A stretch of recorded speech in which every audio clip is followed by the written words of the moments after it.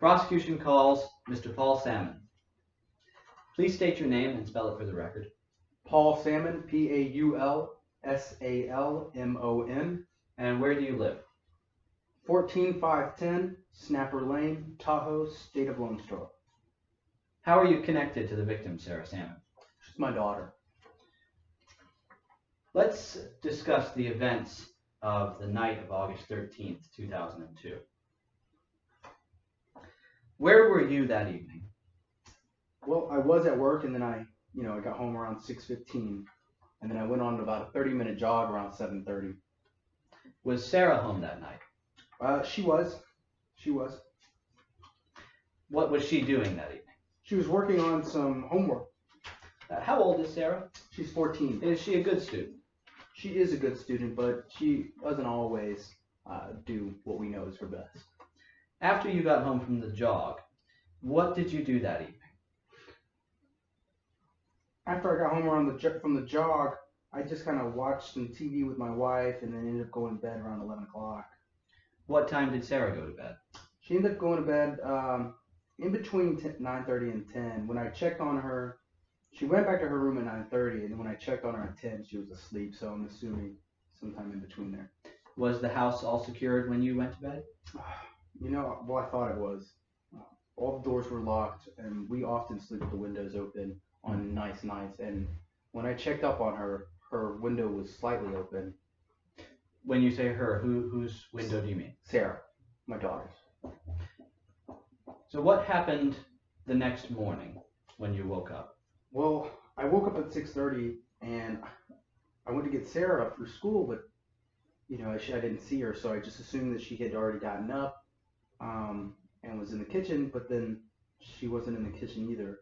So I started looking for her, and I couldn't find her. So I started calling on her name, and then my wife got up and was helping me look for her, but we never could find her. So what did you do then when you realized you couldn't find her? We called the police. Well, let's talk about the police investigation then. What did you tell the police when they first arrived? I told them what I told you the night before. And what did the police do once you had finished talking to them? They looked in Sarah's room, and then, they started asking my wife some questions, and I some questions about Sarah. What sort of questions?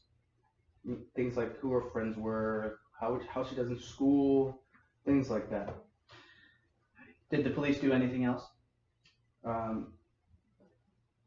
Yes, they took pictures of the place. They, dusted everywhere in her room for fingerprints around the window. I didn't touch anything, so,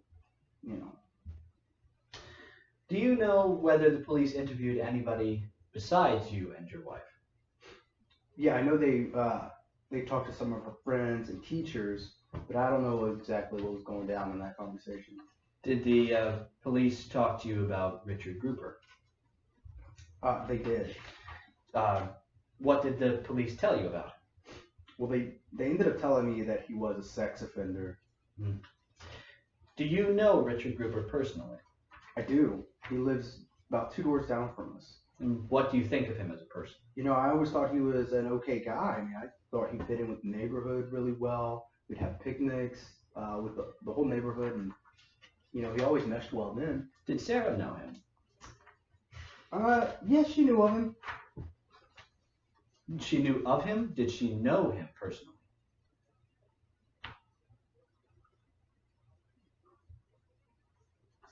Yeah, I think she knew him, yeah.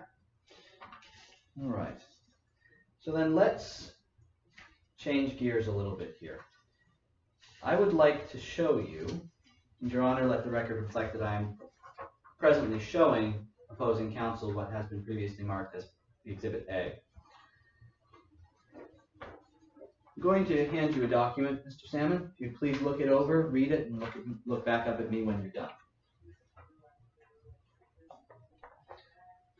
Do you recognize this document? I do. Could you please describe it? What is it? It's an email from my computer, from me, to a person named Fishface. And would you please read the text of that email? He's hitting me again. I'm going to Richards. S. Did Sarah have a computer? No, she didn't. Well, did she have access to a computer? Well, there was the family computer that, if she needed to do schoolwork on or something like that, we'd let her use it, but generally we wouldn't allow her to use. Where is that computer located in relation to Sarah's room? It's in the kitchen.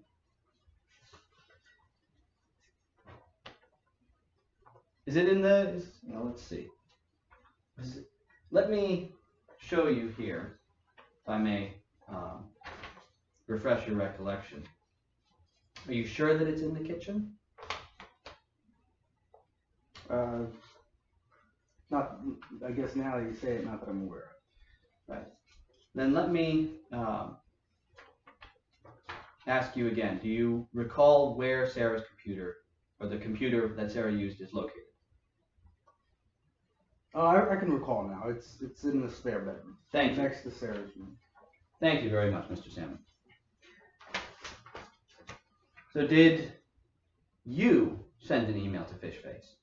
I didn't send this email, no. Do you know if your wife sent an email?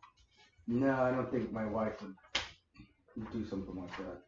Do you even know who the recipient of this email is, beyond the name Fishface? No. All right. Your Honor, I have no further questions for this witness.